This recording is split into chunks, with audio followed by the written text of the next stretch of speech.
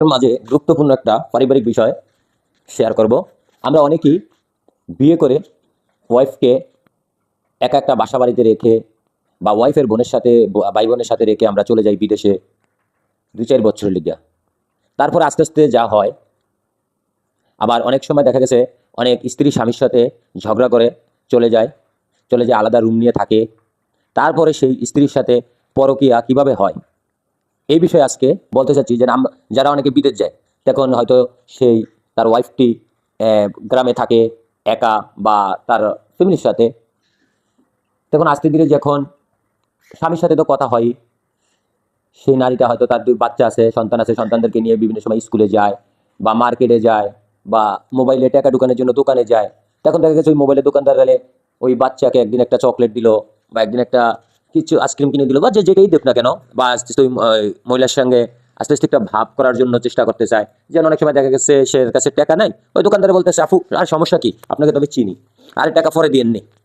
এইভাবে আস্তে আস্তে সম্পর্ক হয়ে যায়। তখনই দেখা গেছে একদিন ওই যে মোবাইল নম্বরটি দেয়, আপু ঠিক আছে আপনি নম্বরটি দেন, আপনার বাসার থেকে ফোন করলে হবে, এখানে কষ্ট করে আসার দরকার নেই, আপনি ফোন করবেন, পরে টাকা দিয়ে দিবেন। তখন ওই আপুটি বলে করে আসলে তো এটা ভালো ভালো একটা বুদ্ধি।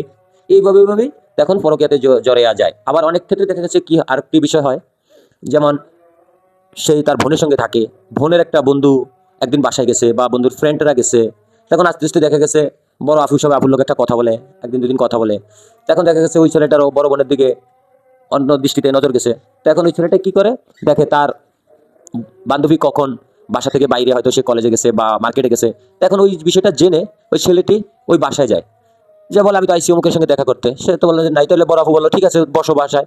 এই আস্তে ধীরে একটু একটু করে বসে এবং কথাবার্তি চলে। এইভাবেই যখন তার বান্ধবী স্কুল কলেজে যায়, সেই চান্সে সেও বাসায় যায়, যাই আসতে বড় আফুর লগে একটা সম্পর্ক না। আর বেশিরভাগ এটা বিয়েতে মেয়েদের সঙ্গে বেশি ঘটে এই ধরনের। এবং যাদের বাচ্চা আছে তাদের কথা তো না বললে হয়, কেন তাদের লগে সম্পর্ক করলে কেউ বুঝতেও অনেকে পারে না। এইভাবে একটা যাদের সন্তান আছে তাদের লগে বিভিন্ন ধরনের পুরুষেরা একটা সম্পর্ক করতে সময় বেশিক্ষণ লাগে না, কেন নারী মানুষ একটা মোমের মতো, নারীদের সঙ্গে ভালোভাবে ২-৪টা কথা বললেই তারা গলে যায়। এবং ওই যে তার ছোট ভাই বা বোনের বন্ধুরা আছে, বন্ধুগুলোকে আস্তে আস্তে কথা বললো হাসিয়া খিসিয়া। একদিন দেখা গেছে দুষ্টি ফাজলামের মধ্যে ওই বন্ধু আচুকা তার শরীরে একটা হাত লেগে গেছে, তখন সে বললেন সরি আফু, আচুকা দুষ্টি ফাজলামে। এইভাবে এই শরীর থেকে আস্তে আস্তে সেই সম্পর্কটা গভীরতায় চলে যায়। এবং গভীরতায় চলে যেতে যেতে একটা সময় দেখা গেছে তার স্বামী যে বিদেশ, তার সেটা মনেই নেই, কেন তার স্বামী বিদেশ, এখন সে এখানে যা খুশি তাই করতে পারবে, কেউ দেখবো না।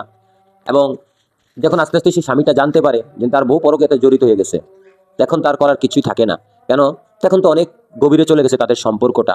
তখন ওই পুরুষটা বিদেশে এত কষ্ট করে কাজ করে দেশে এসে অনেক সময় দেখা গেছে টাকা পয়সা বোন নামে পাঠায়, বউ সেই টাকা পয়সা